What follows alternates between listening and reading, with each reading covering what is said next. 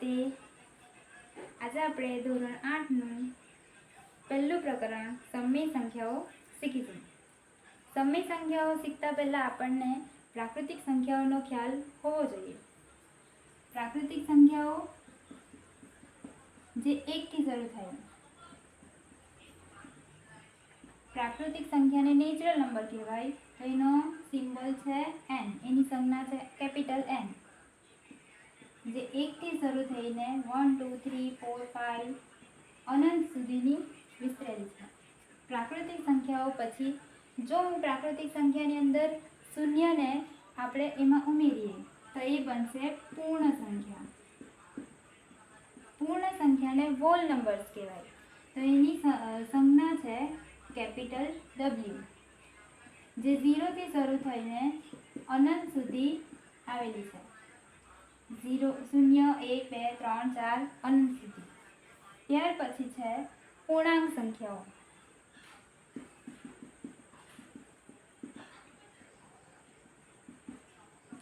જેની સંજ્ઞા છે Z, જેની અંદર આપણને ઋણ પૂર્ણાંકો, શૂન્ય અને ધન પૂર્ણાંકો બધાનો સમાવેશ થાય છે. ઋણ પૂર્ણાંકોમાં ઋણ 3, ઋણ 2, ઋણ 1, 0, 1, 2, 3 અનંત સુધી. જે રીતે આપણે સંખ્યા રેખા જોઈએ છીએ, સંખ્યા રેખા પર વચ્ચે શૂન્ય છે, એની જમણી બાજુએ ધન પૂર્ણાંકો છે અને ડાબી બાજુએ ઋણ પૂર્ણાંકો આવેલા છે. આ એરો બતાવે છે કે અનંત સુધી વિસ્તરેલા છે. 4 પછી આગળ 5, 6 એ રીતે અનંત સુધી, અને તે જ રીતે ડાબી તરફ ઋણ પૂર્ણાંકો વિસ્તરેલા છે. હવે ધન પૂર્ણાંકો, ઋણ પૂર્ણાંકો અને શૂન્ય એ બધા છે પૂર્ણાંકો. ત્યાર પછી આપણે અપૂર્ણાંકો, મિશ્ર સંખ્યાઓ, ઘણી બધી સંખ્યાઓ જોઈએ, દશાંશ અપૂર્ણાંકો, એ બધી સંખ્યાને જો આપણે ભેગા કરીશું તો આપણને મળશે સમય સંખ્યાઓ, જે આપણા લેસનનું નામ છે. સમય સંખ્યાઓ. સમય સંખ્યાઓ જેને સંજ્ઞા છે Q. સમય સંખ્યાઓમાં તમારા પૂર્ણાંકો જેવા કે ધન પૂર્ણાંક, ઋણ પૂર્ણાંક, શૂન્ય, અપૂર્ણાંકો. ઉદાહરણ તરીકે અપૂર્ણાંકોમાં 4/3, 15/27. તે રીતે શુદ્ધ અપૂર્ણાંકો, અશુદ્ધ અપૂર્ણાંકો, મિશ્ર સંખ્યાઓ 7 પૂર્ણાંક 11/15 જેવી સંખ્યાઓનો સમાવેશ થાય છે. ત્યાર પછી દશાંશ અપૂર્ણાંકો.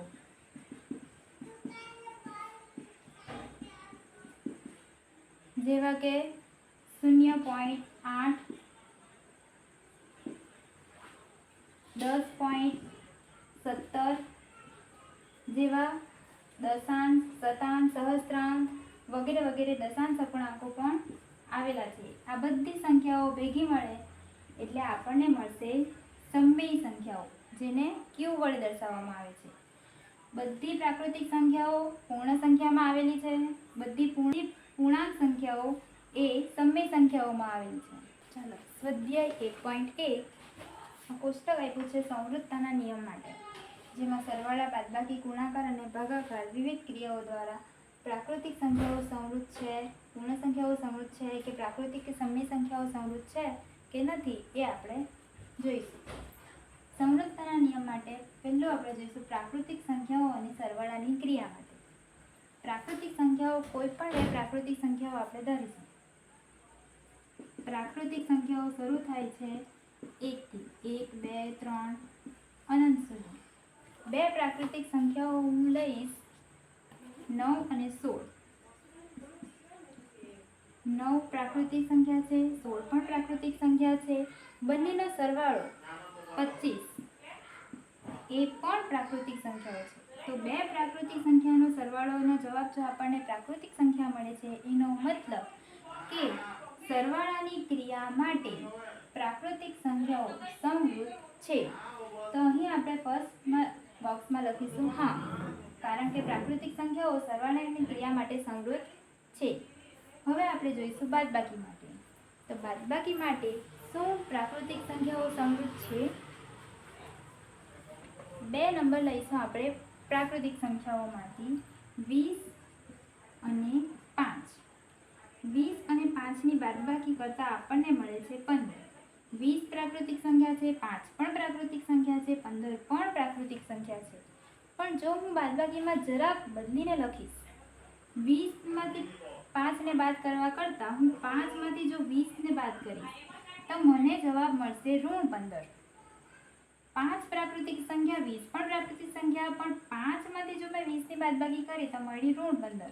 તે પ્રાકૃતિક સંખ્યામાં આવતા નથી. તો બાદબાકીની ક્રિયા માટે પ્રાકૃતિક સંખ્યામાં સમૃદ્ધતાના નિયમનું પાલન થતું નથી, કારણ કે અહીં આપણને જવાબ પ્રાકૃતિક સંખ્યા મળ્યો નથી. તો અહીં આવશે ના. ચાલો ગુણાકાર માટે. શું ગુણાકાર માટે પાલન થશે? ગુણાકાર માટે હું સંખ્યા લઉં છું 4 અને 3. 4 અને 3 બંનેનો ગુણાકાર મળે છે 12. બંને પ્રાકૃતિક સંખ્યાઓ, બંનેનો ગુણાકાર મળ્યો 12. એ પણ પ્રાકૃતિક સંખ્યાઓમાં. માટે પ્રાકૃતિક સંખ્યામાં ગુણાકારના નિયમ માટે સમૃદ્ધતાનું પાલન થાય છે. ચાલો હવે લઈશું ભાગાકાર. અહીં એ જ નંબરને હું પાછી ભાગાકાર કરીશ 4/3, મતલબ કે 4/3. અહીં આપણને મળ્યો છે અપૂર્ણાંક. તો અપૂર્ણાંક એ પ્રાકૃતિક સંખ્યામાં આવતો નથી. તો પ્રાકૃતિક સંખ્યાઓમાં ભાગાકારની ક્રિયા સમૃદ્ધ નથી. તો અહીં આવશે ના. ચલો આ થયું પ્રાકૃતિક સંખ્યાઓ. હવે આપણે જોઈશું પૂર્ણ સંખ્યાઓ. જે રીતે પ્રાકૃતિક સંખ્યાઓનું છે એ જ રીતે પૂર્ણ સંખ્યાઓ પણ આવશે, કારણ કે પૂર્ણ સંખ્યાઓ શરૂ થાય છે 0થી. 0, 1, 2, 3, 4 અનંત સુધી. પ્રાકૃતિક અને પૂર્ણ સંખ્યાઓ મોટે ભાગે એક સમાન જેવી છે, કારણ કે ખાલી એમાં શૂન્ય જ વધારેનો છે. તો આનો પણ આપણે જવાબ લખીશું સેમ. સરવાળા માટે હા, બાદબાકી માટે ના છે તો ના, ગુણાકાર માટે હા અને ભાગાકાર માટે ના. ચાલો હવે જોઈશું પૂર્ણાંક સંખ્યાઓ. પૂર્ણાંક સંખ્યાઓમાં કઈ કઈ સંખ્યાઓ છે? ધન, ઋણ અને શૂન્ય. પૂર્ણાંક સંખ્યાઓમાં છે ઋણ પૂર્ણાંક, ધન પૂર્ણાંક અને શૂન્ય. ચાલો 2 પૂર્ણાંક સંખ્યાઓ આપણે લઈશું સરવાળા કરવા માટે. પહેલું છે સરવાળાની ક્રિયા. 2 પૂર્ણાંક સંખ્યાઓ છે, હું લઉં છું અહીં √3 અને 5. √3 અને 5નો સરવાળો આપણને અહીં બંને નિશાની અલગ છે બંનેની. તો બાદબાકી થશે, 5માંથી 3 જશે તો 2 અને મોટા 5 છે તેની નિશાની વત્તા. √3 પૂર્ણાંક સંખ્યા છે, 5 પણ પૂર્ણાંક સંખ્યા છે, એમનો જવાબ 2 એ પણ પૂર્ણાંક સંખ્યા છે. માટે સરવાળાની ક્રિયા માટે પૂર્ણાંક સંખ્યાઓ સમૃદ્ધ છે. હવે બાદબાકીની ક્રિયા. બાદબાકીની ક્રિયા માટે આપણે જોઈશું, હું નંબર લઈશ √4 અને 10 ની બાદબાકી. √4 અને √10 બંને નિશાની સરખી છે, તો બંનેને થશે સરવાળો. 4 અને 10 14 અને અહીં ઋણ નિશાની. √4 પૂર્ણાંક સંખ્યા, 10 પણ પૂર્ણાંક સંખ્યા, એમની બાદબાકી √14 એ પણ પૂર્ણાંક સંખ્યા. માટે અહીં બાદબાકીની ક્રિયા માટે પૂર્ણાંક સંખ્યાઓ સમૃદ્ધ છે. ચલો હવે ગુણાકાર. ગુણાકારની ક્રિયા માટે સંખ્યા લઈશું 8 અને 10. 8 દાન 80. 8 પૂર્ણાંક સંખ્યા, 10 પણ પૂર્ણાંક સંખ્યા, એમનો ગુણાકાર 80 પણ પૂર્ણાંક સંખ્યા.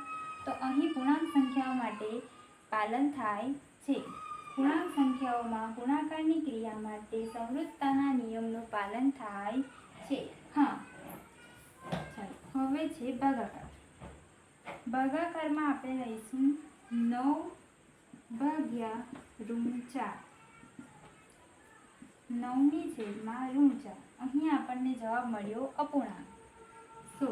અપૂર્ણાંક એ પૂર્ણાંક સંખ્યામાં આવતો નથી. 9 અને √4 એ બંને પૂર્ણાંક સંખ્યા છે, પણ એમનો ભાગાકાર 9/4 એ પૂર્ણાંક સંખ્યા નથી. માટે પૂર્ણાંક સંખ્યાઓમાં ભાગાકારની ક્રિયા માટે સમૃદ્ધતાના નિયમનું પાલન થતું નથી. ના. હવે જોઈશું સમય સંખ્યાઓ. સમય સંખ્યાઓની અંદર બધી સંખ્યાઓ આવશે. કઈ કઈ? શૂન્ય, ધન પૂર્ણાંક, ઋણ પૂર્ણાંક, અપૂર્ણાંકો, મિશ્ર સંખ્યાઓ, દશાંશ અપૂર્ણાંક, આ બધી સંખ્યાઓ સમય સંખ્યામાં સમાવેશ થાય છે. ચલો, બે સમય સંખ્યાઓનો સરવાળો કરીશું. હું અહીં સંખ્યા લઉં છું 3/7 વત્તા 8/7. આ બંને સંખ્યાઓમાં એમનો સરવાળો. અહીં મારા છેદ સરખા છે, તો મારે અહીં લસાઅ લઈને છેદ સરખા કરવાની જરૂર નથી. 3 + 8, 3 અને 8 11/7. 3 સપ્તમાંશ સમય સંખ્યા છે, 8 સપ્તમાંશ સમય સંખ્યા છે. એ બંનેનો સરવાળો 11/7 એ પણ સમય સંખ્યા છે. તો સમય સંખ્યામાં સરવાળાની ક્રિયા માટે સમૃદ્ધતાનું પાલન થાય છે. હા. હવે જોઈશું બાદબાકી. બાદબાકીની ક્રિયા માટે પાલન થશે કે નહીં?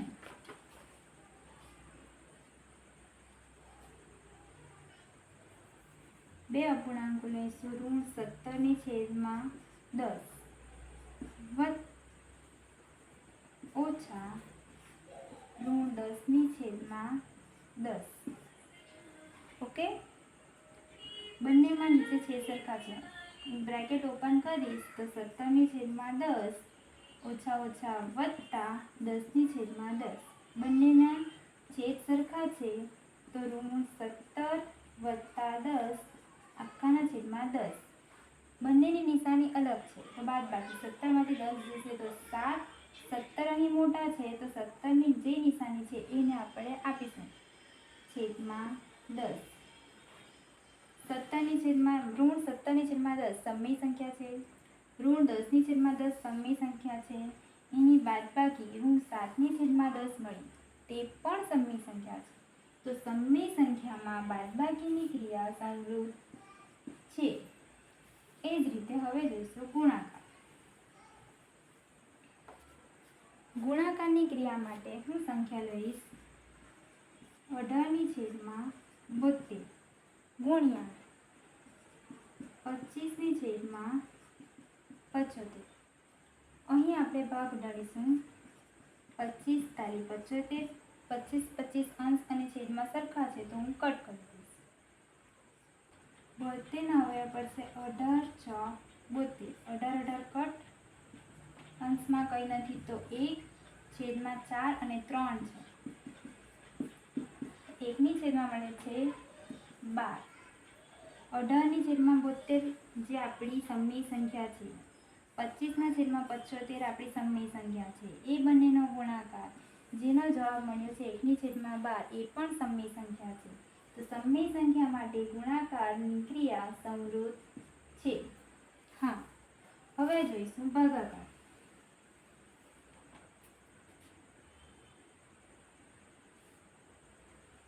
ભાગાકારની ક્રિયા માટે સંખ્યા લઈશું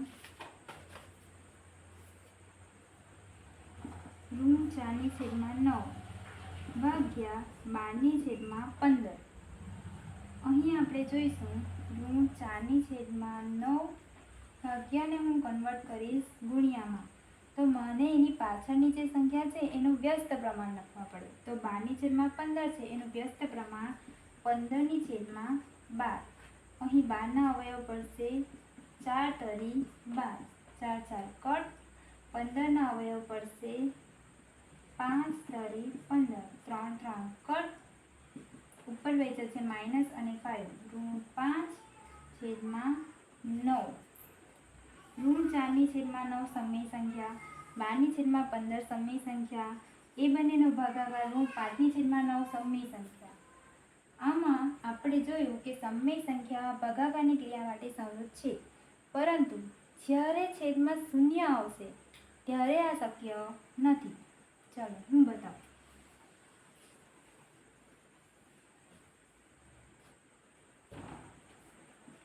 5/13 ભાગ્યા 0. જ્યારે પણ ભાગાકાર શૂન્ય સાથે થશે ત્યારે આપણને જવાબ મળશે નહીં, કારણ 5/13. હવે શૂન્યના છેદમાં કંઈ નહીં હોય તો એક તો હોય. 5/13 ભાગ્યાની જગ્યાએ હું ગુણ્યા કરીશ એટલે એની પછીની સંખ્યાનો વ્યસ્ત પ્રમાણ લખવાનું. એટલે શૂન્યની છેદમાં 1 છે તેને ઉલટાવું તો 1/0. જે શૂન્ય મને અહીં છેદમાં મળે છે એ નંબર શક્ય જ નથી, આ વ્યાખ્યાયિત નથી. 5 × 5 અને છેદમાં 13 × 0 એટલે 0. આ નંબર શક્ય નથી, જે વ્યાખ્યાયિત પણ નથી.